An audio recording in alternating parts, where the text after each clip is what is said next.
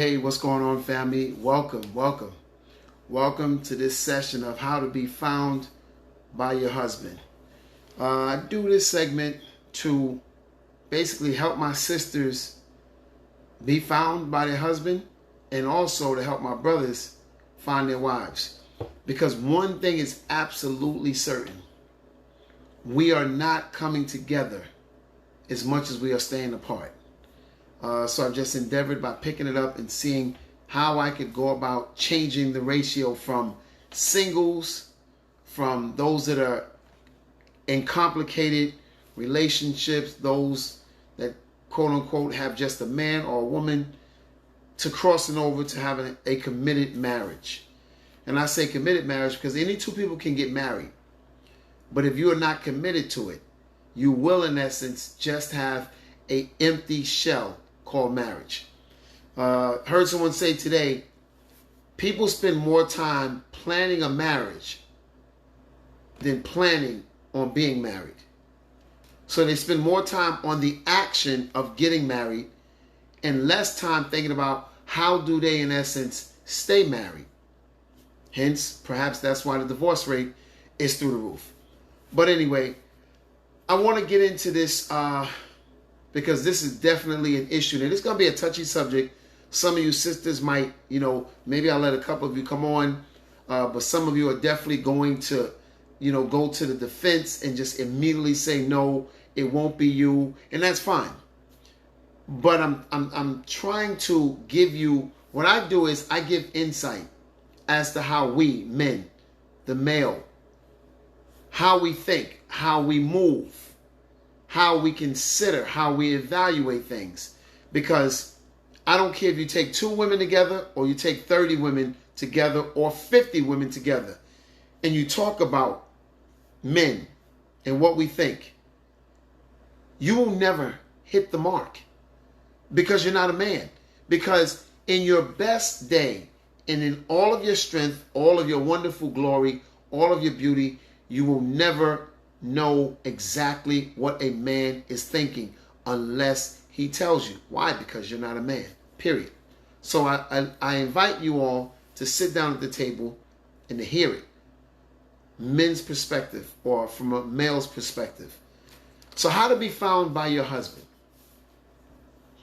One of the key things that I think that you sisters need to consider is, and I know there's going to be a snapback with this, and I'm not saying you got to listen to me entirely. You need to start to change the perspective that you are the only prize in the equation. And what I mean by that is women, not all women, obviously this is not an absolute. I have not met all women. I've met a lot. I've met a lot of men who've met a lot of women. So it kind of broadens out, it expands, but it's not all women. But a lot of women tend to think that they are, in essence, the prize in the relationship. That they are the ones that the man is supposed to come in, bow down, ask what's their long list of to-dos, must-haves, and all of this. And they go through it, checking off what it is that they want. When they don't have enough checks, no thank you. When they do, well, keep doing. And the list just keeps expanding and expanding. That's another message I'm going to have for you all. Because the reason why we have all these lists and hoops and all that to jump through is not what you think. But so the women come in, and when a man is meeting a woman, she automatically has all of these things that he has to do. She thinks that she's the prize. So he's supposed to immediately, when we go out, we're talking. Take me to a nice restaurant. Obviously, come pick me up, drop me off. Let me order whatever I want. Let's go wherever, quote unquote, if you happen to ask. Which I'm not a fond member of asking a woman initially, where would you like to go? Because when you ask her to go out, you're supposed to automatically have something in mind. I spoke earlier on having a vision. If you have a vision on a wife, you have to have a vision on a woman first. How do you get her to be your wife?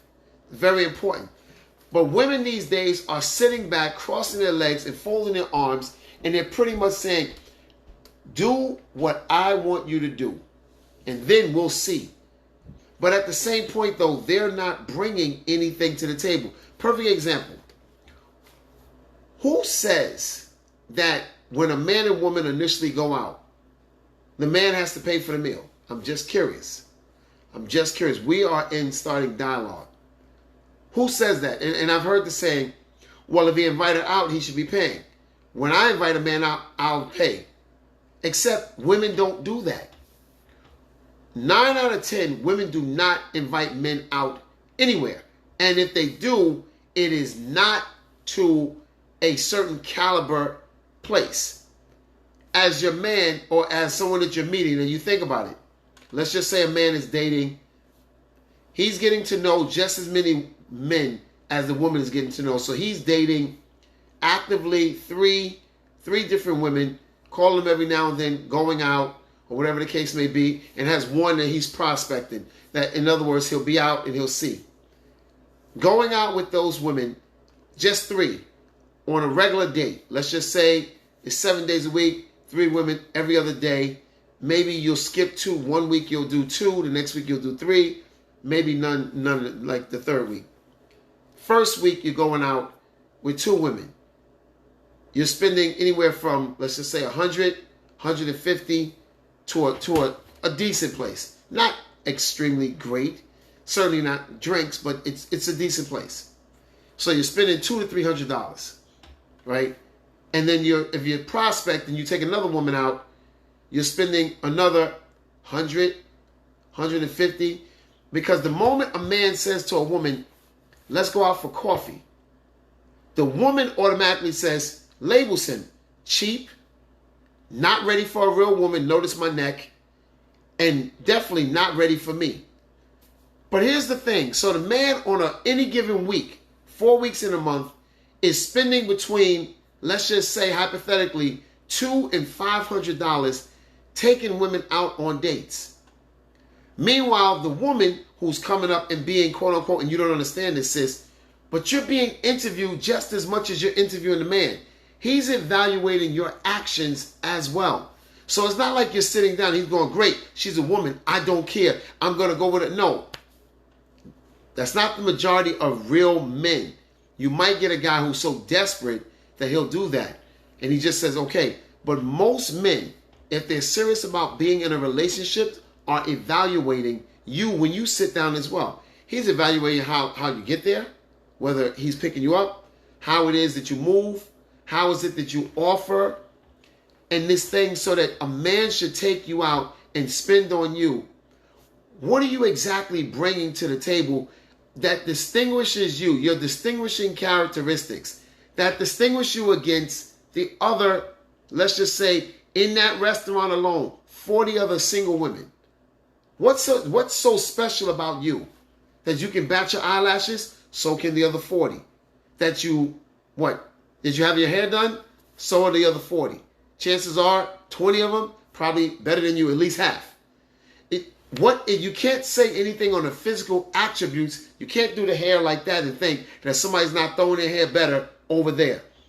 You can't say, okay, your body's that good because somebody could have paid for or a homegrown body over there. So out of the 40, at least 20 of them are holding some kind of weight toward what you have. So if you're looking pretty much the same, and he's seeing you and he's seeing them, what distinguishes you from them? That he should basically say, you know what? I'm going to do everything you want. And even if he does do everything that you want him to do as you're evaluating him, what about his evaluation?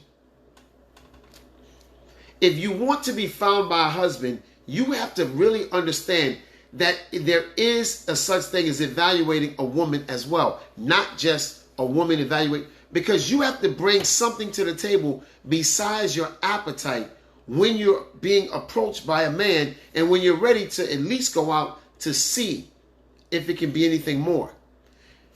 I don't really understand it. And people go, oh, that's being a man, that's being a gentleman. When you go out and you spend, you take a woman to dinner, you take a woman to lunch or whatever the case may be. A man is almost not able or allowed to say, hey, let's have coffee. Let's go to Starbucks and sit down and have coffee. He's certainly not allowed to do that on the first date. Now listen to this. I'm taking you out. I'm spending $150. We're in a decent restaurant. You don't drink. We're having some Pellegrino water or whatever. Check comes, it's $175. We didn't hit it off. We somehow, I didn't like your energy, you didn't like mine. We didn't hit it off. I'm not planning on seeing you again. You're not bent to see me again. He's out $175 based on a maybe. He's out $175 based on a perhaps. You are out nothing. You are out, oh well, he wanted me. But let's get this right though. I think that some of you, in order to truly be found by a husband, need to really evaluate and say, wait a minute. I'm not saying lower your standards, but do you know the ratio women to men these days? Do you know that a man literally has, and you can say all you want, well, there's only one me. Yes, and there's only one him. So here's the thing. If that man feels like he wants to look elsewhere, you remain single and wait for another man to approach you. And from what I see and from what I hear, from not the men, from my sisters, there's slim pickings out there. So a real man coming to you, you're going to want him to spend all this money, to do all these things, and you're coming with nothing but your looks? I mean, let's get it right. You're not bringing him a gift on the first date. You're not sleeping with him on the first date. At least I don't think you are. Which, let's just do this little segue. Sleeping with a man on the first date is not worth $175. I'll tell you why. See, if you don't want to be objectified, if you don't want to be seen as just something that a man can do instead of be with, then you can't put your body on a scale as far as he should spend this money and I might let him hug me and kiss me, or I might sleep with him after the second or third date when he spent $450. $450 some places for some is a car note.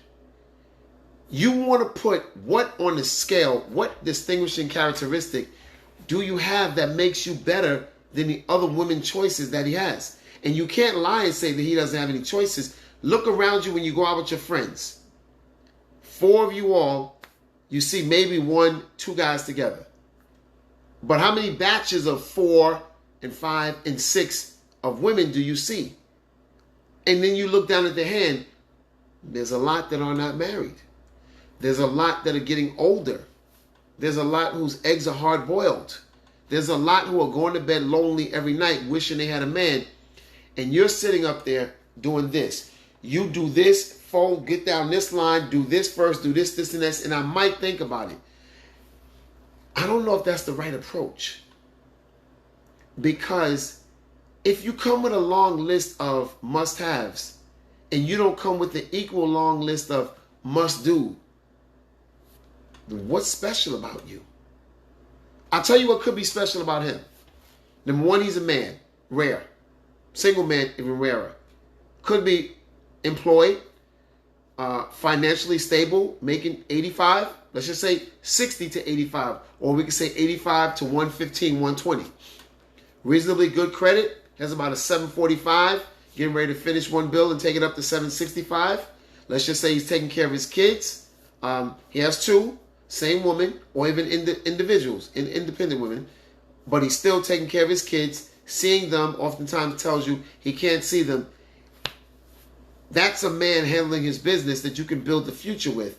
And there you are standing up with the long list. And I don't ever hear, either on social media or in person, women talking about all the things they want to bring to a man. I'm sorry. I never hear it.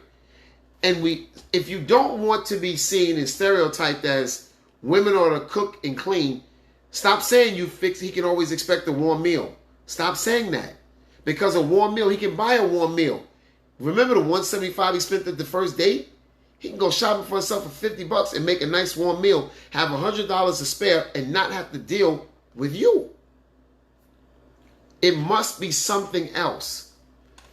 My sisters, if you really want to be found by your husband, careful not to turn him off after the initial hello. You have to start, I believe this, seeing that man as a prize also. Seeing him, and if he's not a prize, pass him by. But quite possibly, maybe you're not a prize either. Maybe you want to reevaluate, what do you consider a prize? And then look in the mirror and see if you are the equivalent of a prize. Because you're getting older, still more women born than men. More men out there that are choosing not to get married, primarily because they don't have to. Because they can just date and they can just have whatever they want. So when you start to get a man who's about his business and serious about creating a life or a future for himself and his loved one, and you can do that by just talking to him. You can ascertain that level of seriousness and focus that he has just by talking to him on the phone or in person. I don't see anything wrong, and I'm going to say this. I don't see anything wrong with a man and a woman initially going out. And women, and let me just do a segue to this, and it's going to stay on the same topic. I hear all the time where women go, oh no, I'm handling I got this, and I got this, and I got this, and I got this going on. And you got your houses, you got the townhomes, you got your co-ops, and you got this money, and you got this degree, and you got all of this. Okay, so you have all of that. What stops you from sitting down with a man that approached you initially very respectfully? Good evening, good afternoon, good morning, whatever the case may be. Whatever it is that you deem respectful. Like to go out with you. And when you go out with the man, what stops you from when the waiter puts the check down, you picking it up as a boss? Because you all love to flex on IG, TikTok, and everywhere else about how much of a boss you are and how much assets you have. What stops you from saying, no, I got that.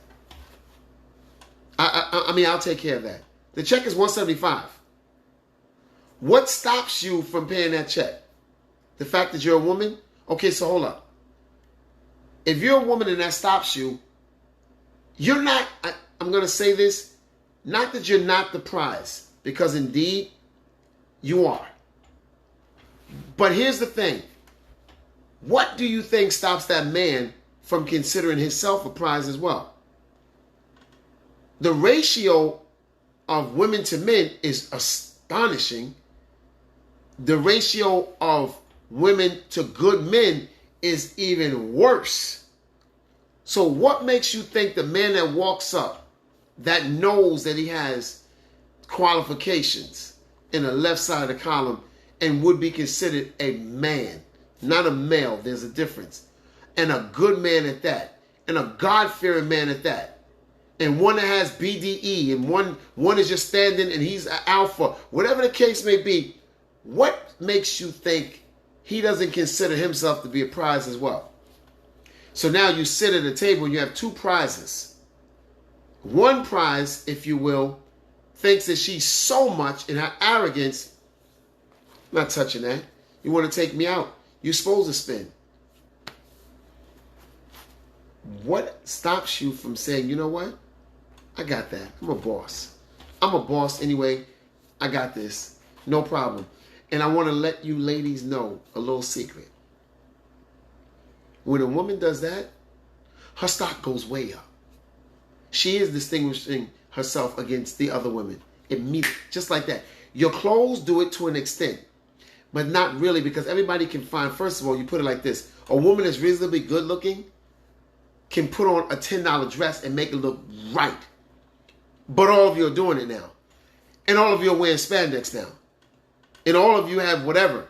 So, and all of you have surgery, or you have the big assets. You have what every other woman has, is what I'm saying. Not being vulgar or anything, but those outside external type of things are had already by a lot of you. So now we got to go toward the internal things. How do you move? How do you represent yourself? How do you, if you will, set yourself aside? It can't be how you get your hair done, because your beautician does other ladies' hair. So that's not rare. Your nails person, they give other pedicures and manicures to other people. So what sets you aside let me suggest maybe inside. How you move and how you represent yourself and what you're willing to do with and for that man. And I'm not saying, oh, go out there and just say, you know what, let me take you to a restaurant, let me take you out, buy you gifts and all of this. And, no.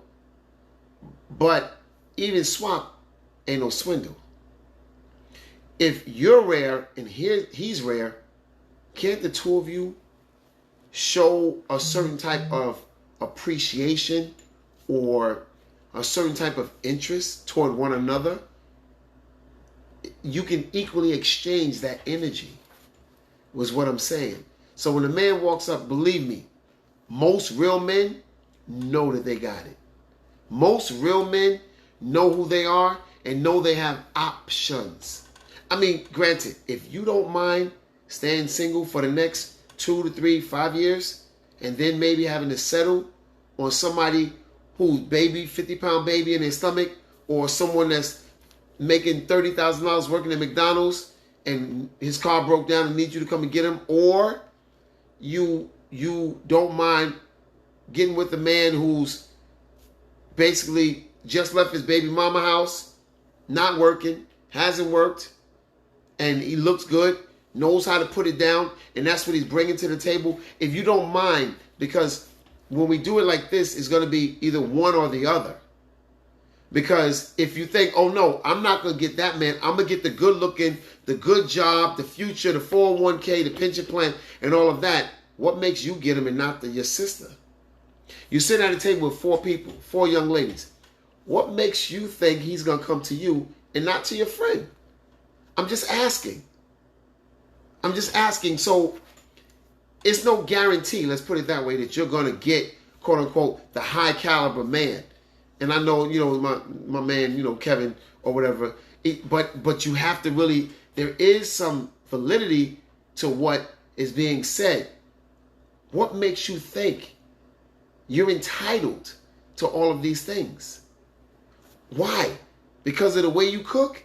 When we're first getting together, you're not inviting him over for a meal. And besides, cooking is not enough. Just like sex isn't enough. It's the way that you move. It's the bon c'est quoi. It's the Excalibur in you. It's the moral standards. It's the way that you respond. It's your open vision. It's those things that are internally. Times are changing. And there's a lot more people that are standing on the sidelines going, I'll wait it out. I don't have to get in. I'll wait. I don't have to go out there and get a woman. I can have a woman whenever I want. I don't have to get a wife. And that's the truth. I mean, if you think I'm kidding, how many of your friends got married in the last 2 years? Single friends. How many have been in relationships for longer than 3 to 5 years and are still single? And I'm not talking about those that are married by just pretense of just saying, okay, we're married. I'm talking about those real marriages. Those love-filled marriages. Those that each one comes home at the end of the night having touched no one but each other. Those type of no sexting and no, getting on FB and talking to this one and that one, because all of those little things are just seeds. Later on to take root, and sooner or later they'll come up with trees. They will. Let's give it enough time. But by that time, she already got 10 years with him, and you turn the blind eye. You better not do this again. Why? You did it the first time. It was enough. Or she did it the first time. So what? You need to meet people where they are. It's better to grow together. It is better to grow. It is better to grow, but put it like this. And don't get me wrong. I know that there's a certain amount of women who say they'll stay single rather than to take a man out. Okay, and you know what my answer is? Okay, enjoy your singleness. He that finds a woman finds a queen. Yes, because God said he's entitled to have a king. I am entitled. Yes. See, that's the thing.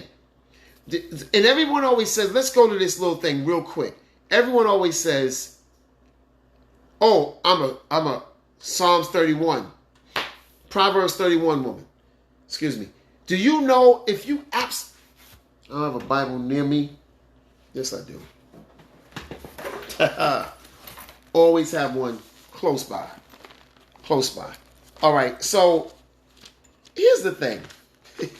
We will quote that and we will say, oh, this is your characteristics. And meanwhile, if I ask the last 3 men you've been with, do they think that you Proverbs 31? Let's just say it might be a little bit of confusion. Here's 31. I just want to read a little bit of it. All right. Proverbs 31. Okay. All right. A wife of noble character who can find? She is worth far more than rubies. Her husband has full confidence in her and lacks nothing of value. She brings him good, not harm, all the days of her life. She selects wool and flax and works with eager hands. Let me read that. Oh, wait. She selects wool and flax and works with eager hands. She is like the merchant ships bringing her food from afar. She gets up while it's still dark. She provides food for her family and portions for her servants' girls. She considers a field and buys it. Out of her earnings, she plants a vineyard. She sets about her work vigorously. Her arms are strong for her task. She sees that her trading is profitable and her lamp does not go out at night. In her hand, she holds the distaff and the grasp the spindles with her fingers. Oh, wait, let's skip down a little bit. 23. Her husband is respected at the city gate, where he takes his seat amongst the elders of the land. She makes linen garments and sells them and supplies the merchants with sashes. Let me just stop there. Hold on. Wait. Those that often say, oh, I'm a Proverbs 31. You just heard. That woman was working. That woman was buying. That woman was about her business and doing things with her hand. That woman was not folding her arms and saying, you go get this. It said that her husband is sitting at the gate amongst the elders, honored. What? Wait a minute. Now let me just say, I am not proposing that a man sit back and just chill while a woman does all the work. No, I am not saying that. What I'm saying is, if you're a prize, see him as a prize. You can get busy and do some of the same things because, sisters, let me just let you in on this. A real man is never going to allow you to outdo him. Not a real man, but the unfortunate part is a lot of you sisters have not been with real men. You've been with males and you didn't even know the difference. You got depleted and all of a sudden developed this demeanor. I'm not doing anything. I'm going to stand and wait there. And a real man goes, are you out your mind? Listen, I was privy to conversation days ago. Women got crossed off simply because they came with a mindset, you ought to do this for me. Why? What makes you any better than the next woman? Your personality? You got a lot of women with wonderful personalities. And besides, women with wonderful personalities, like Proverbs 31, doesn't go around with a certain air or arrogance thinking that they're entitled. If you are entitled to something, then so is he. That's what I'm saying. Yes, and the Bible does say, he that findeth a wife findeth a good thing. How are you considered a good thing if you are only interested in depleting a man and going to give him what in return? What are you doing? You're depleting him and making him worse off than when he met you. How can you? Are you adding to his business? Are you adding to his vision? Or are you sitting back waiting for him to do everything for you while you build up all of these things and look at him like, you no more? You ain't doing no more? Please. I got many women. Yeah, you do have many men that will do that. You absolutely do. And they're going to take from you in the process too. And believe it or not, real men, when they consider that a woman has been took, they don't consider that a positive thing. So you go right ahead, you continue to go out there, you continue to think that you are entitled to certain things. And he's not entitled. And you'll get passed on. And you'll go year after year. And before you know it, 5 years have gone by, 10 years have gone by. And then they say, wait, I'll stay with the devil I know to the one I don't know. Do you realize you're still with the devil? Do you realize you are still with a devil? Whether it's the new one or the old one, it is still a devil. And get this, if the devils exist, then that means the angel does as well. So the angels, you have forfeit that simply because your demeanor and the way you get down and the way that you see yourself is not the way he sees you. I don't think there's anything wrong with a boss woman going out with a man, even for the first time. He invites her out, they go out, and she surprise him, shock him, or just move like, wait a minute, I have my own money. I have my own accounts. I'm doing my own thing. I got that tab for you. You good? Like, I got this. No, I got this for us because we ate. Not just you and not just him. We ate. No, I got that. Or you going out to the movies. No, here you go. Let me do this, baby. Like, it's even swap. Ain't no swindle. Because in the long run, if you are with a man, you will always win. Of course, you'll be distinguished against your single friends. But a real man is going to have you the envy of all women. That's a real man, because a real man sits and thinks and considers, how do I, and here's the godly part, how do I please her? Even Paul said, that's why Paul said it's better to stay single, because a husband is going to be concerned about his attention, or his heart will be split. It will be, how do I please my wife? And how do I please God? A single man is going to be like, how do I please God? That's why the Apostle Paul said, better to stay single. So you don't have to worry about when you get with a real man. That's the problem. Your mindset is that of a, I don't want to say childlike, juvenile mindset. So you're talking about being with a male instead of with a man, and there's a difference. So you're moving and you're behaving like you're just a child. You do this, you take me out, you spend $175, you spend $150, you spend $200, whatever the case may be. You plan a whole day, you're the man, you do this. Well, you're the woman, what are you doing? Oh, wait, what are you actually doing? And I've heard women say, oh no, if I invite him, I'll spend up, but yet you never invite him. And when you do invite him, I guarantee it's not going to be a place where you absolutely are spending more than $200. And if you invite him once, you're not going to invite him again. Even you do spend $250, had a wonderful day. You went hot air balloon riding. Absolutely. You got in the hot air. You opened up some cider while you were up there, or whatever else you want. You're in the air and you do whatever it is. You took a basket with some cheeses, some hors d'oeuvres. Everything is wonderful. Cost you $250. And it was, got to do it when the sun is up and there's no wind. It was July. You are not going to invite him out to a date like that again until probably November or March. But he's expected to fill in each one of the times that you go out. So the Proverbs 31 woman, I didn't read, and I read some of it to you. I didn't read where she was depleting. The Bible says he had full confidence in her. But when a man meets you for the first time, are you depleting him? And if you are, in exchange for what? In exchange for what? How to be found by a husband?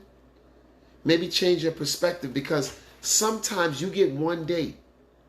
I keep telling you, sisters, you go out and you evaluate a man on the first date. Whether his nails are clean, whether his teeth are nice, whether his shoes are good, what cologne he has on, whether he's shaven, whether he came out with the right clothes, whether he opened your door. A man is considering you as well. He is. He just doesn't say it. We don't talk about it. We are. We're not just considering your shape. We're considering how you smell. We're considering, do you cross your legs when you sit down? Do you chew with your mouth open? We're considering, are your nails chipped? We're absolutely considering, if you know how you have the shoes and your toes go over and they hit the ground a little bit. We're considering all of that. We just don't say it. But let's just say you get past all that and you sit down. And the man is considering how you move, whether or not he's ever going to see you again. Isn't it better to come with your A game? And if you say, oh no, I'm not giving that to everybody, I'm not suggesting that you do. If you take an invite, I would suggest it be an invite toward a real thing as opposed to maybe. So Something to consider. How to be found by your husband? Maybe act like a wife. Because you want him to act like a husband to an extent, right? Because he that findeth the wife findeth a good thing. She's a wife before she was found. She's a good thing. He's a husband before he found you. He gets to exemplify those characteristics toward you, an object of his affection, if you will. But he absolutely has those husband qualities and traits before meeting you. They may not be flowing. And I'm not saying do everything that you would do with the husband, with the man that you're prospecting to maybe accept as your husband. I'm not saying hold it all back neither, because if you can hold back, so can he. And what do we do at that point? Neither one is getting resolved. Nobody's coming together. How to be found by a husband? Your husband. Maybe change it up a little bit. Change your perspective. Change how you move. Show him a different part of you. And I'm not talking about your body. Everybody has a body. I'm talking about your quality. That's it, family. I'm TSpeaks. And this was how to be found by your husband. I'll be back. I have a lot of content. Hopefully we'll get some marriages out of this. Or at least someone to hit me. And thank you for all those that are coming to me and say all the time, thank you. I really appreciated that. That stuff that I didn't know. Keep going. I will. Now let's take it to the next level. Let's get together and get married and stay happily married. I'm TSpeaks. Share this, guys. I appreciate it for real. Share it so that the word can get out, so that we can absolutely build. So we can build a nation of married people, and not those that are just shacking up, those that are miserable in marriages and don't really want to be there, and those that know they're not going to get married by the man that they're with. They just have nowhere else to go, so they stay. There's no life to live. I'm TSpeaks.